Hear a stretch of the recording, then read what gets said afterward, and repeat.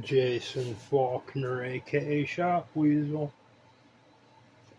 It's been a while since I've done one of these videos, but let's just say I'm feeling rambunctious.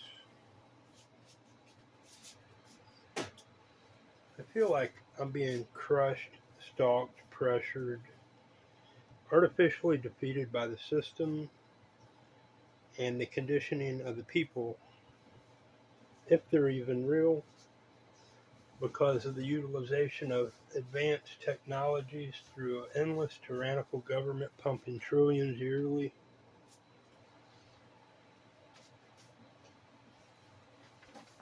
Flooding innuendo behind the thin veneer of the media for constant more control, oppression, tyranny, and manipulation.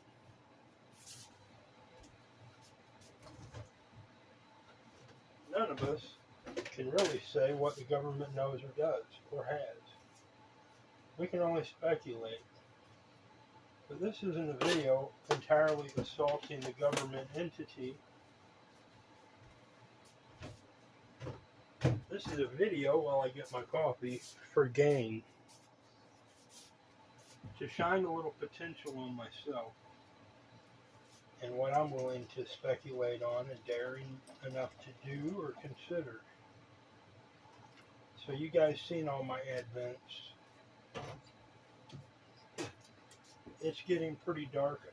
I should be waiting for the raccoons to come, or the possums. Last night I had a possum visit also. But y'all really aren't interested in that. If you all were, you would have made my videos go viral by now. Because they are so original and rare. But you all don't care about that sort of stuff, not really. You've been conditioned to pump your innuendos for gain yourselves. Excuse me. For whatever illicitries you desire, whether it's wealth, drugs, love, control, who knows, whatever, doesn't matter. So many people out there, it don't matter.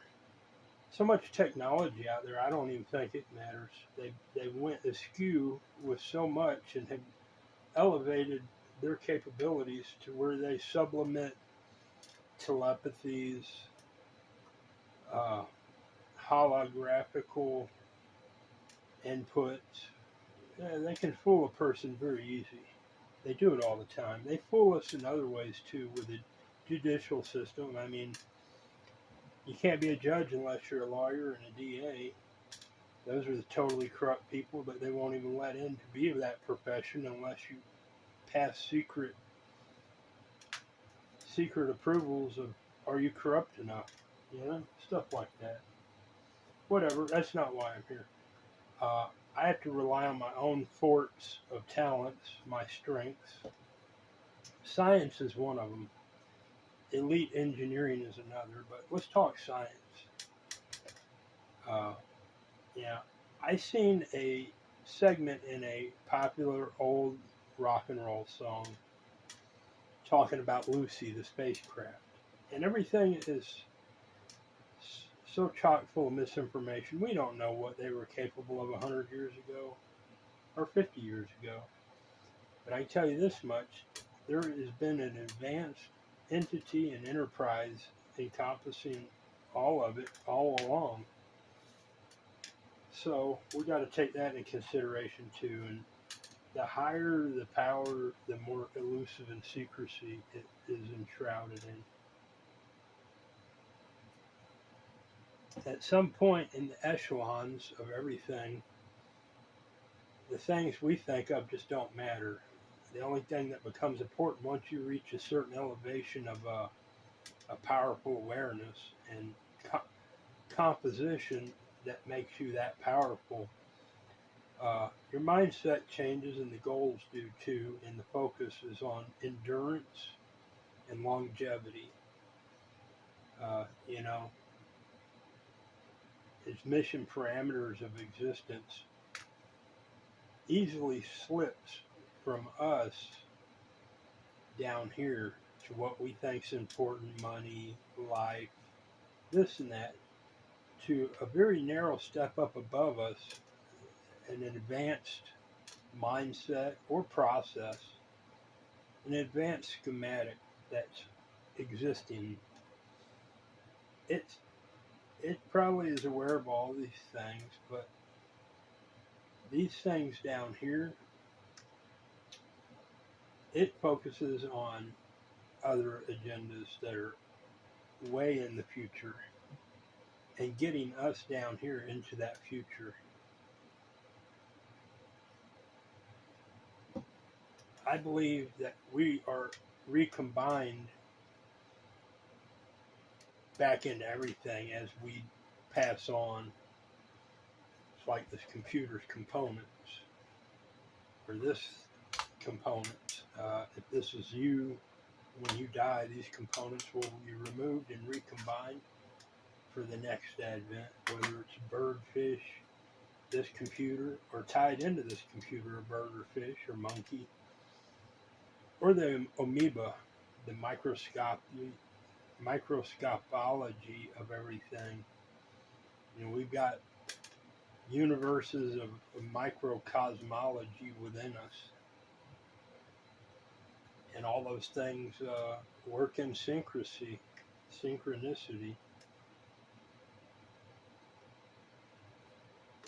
Some of it causes harm, some of it is beneficial. Here nor there.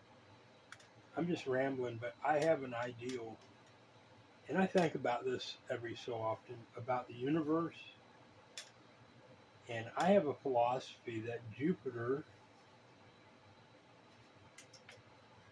replaces our sun. Say this is our sun.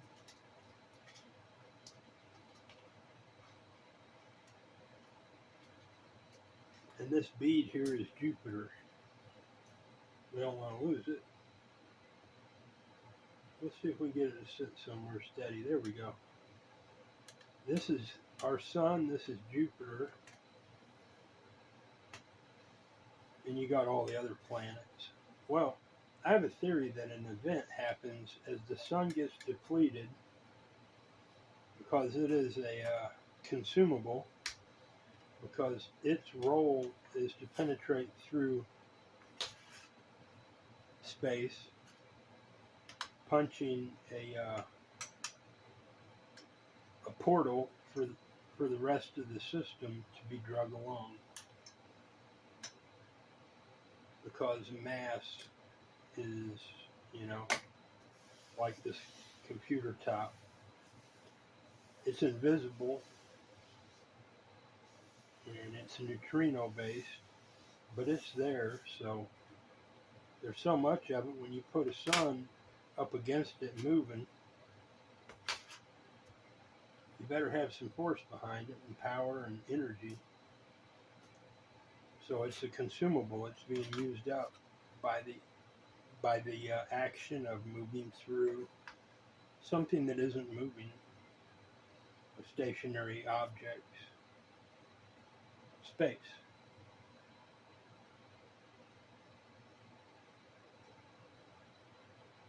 Space is everywhere, so it's immovable.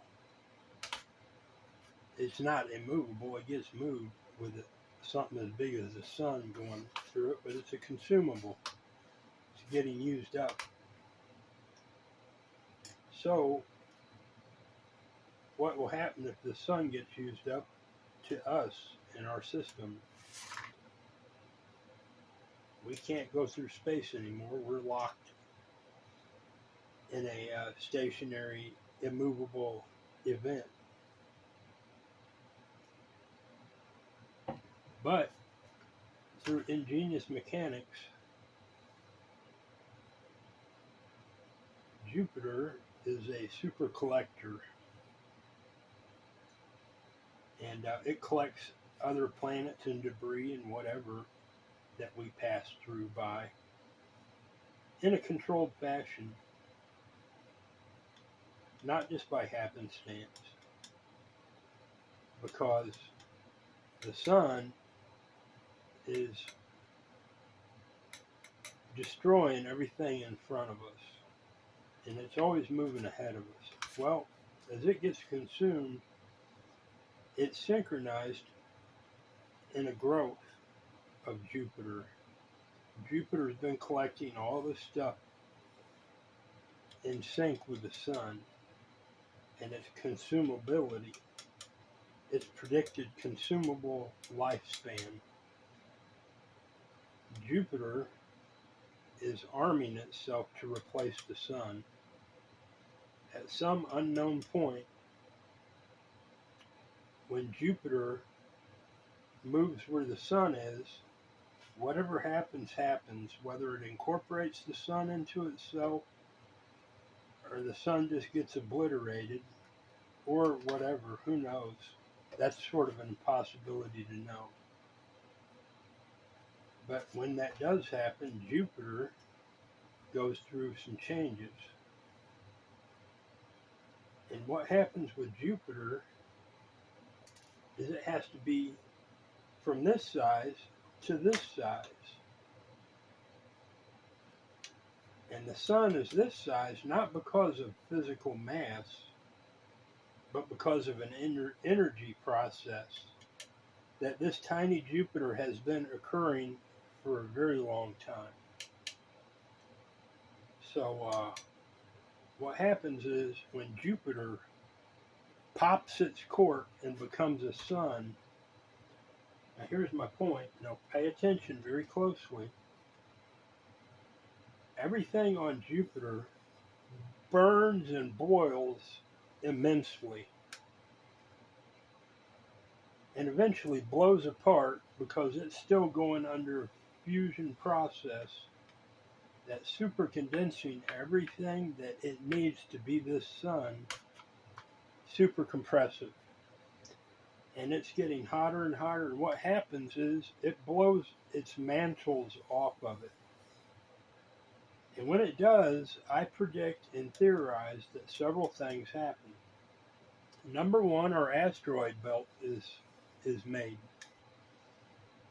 Oh, it's an asteroid belt. It's from failed planets. No, it's from Jupiter. Our entire asteroid belt is from Jupiter. And if you look at everything in space, it has these boil marks that they say is meteor strikes.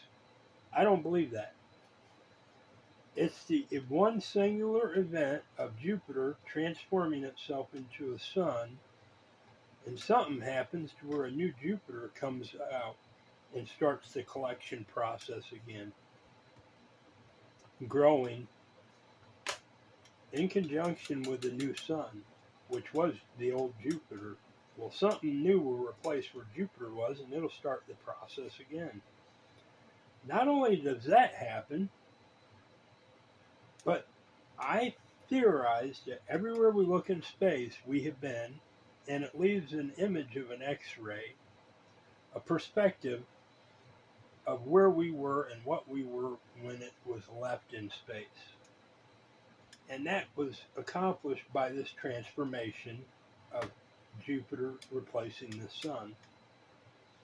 Only something that powerful can burn itself into space and reside there as an X-ray event that stays and lingers in space because, again, remember what I said, space is immovable. The neutrino bedding of space is everywhere. And when that happens, it causes this great photography event, this X-ray photography event that is captured in time forever, for a very long time. And that was from us. This simple exchange of Jupiter and the sun. And if you look at everything in space, it looks like it's been boiled.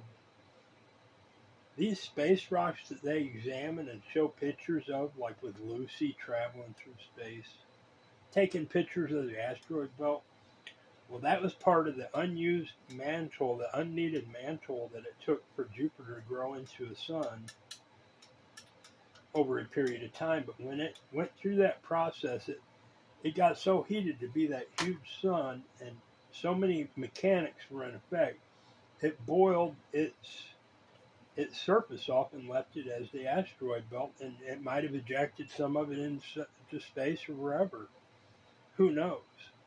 But nonetheless, we're still traveling through that constant neutrino space, which is a salad in its own right. Because without this process of the sun and Jupiter and our system, we wouldn't be able to move through space, and nothing else is. Everything's stationary until we encounter it, because it didn't have this process going on. And it might be failed planets that are stuck in space. But we can only see these events of the X-ray events that happened in the past of our system. I've said it. There you have it.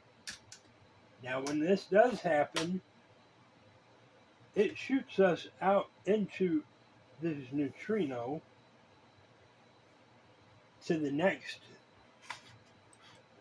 region of space where it awaits for the next event. And it might not shoot us instantly there, but it causes a motion that keeps us going. So make of it what you will, That'll give you something for you scientists to think about.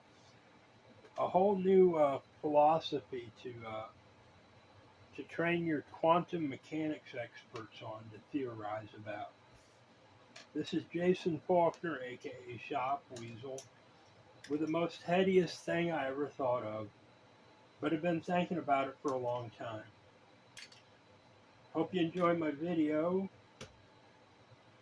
Hope you enjoy my other videos. I am looking for other business interests, and I'm willing to do outside projects for a fee. Nothing intimidates me, so if you're interested in business, I'm always willing to talk. Thank you for your time. Have a good evening from East Tennessee.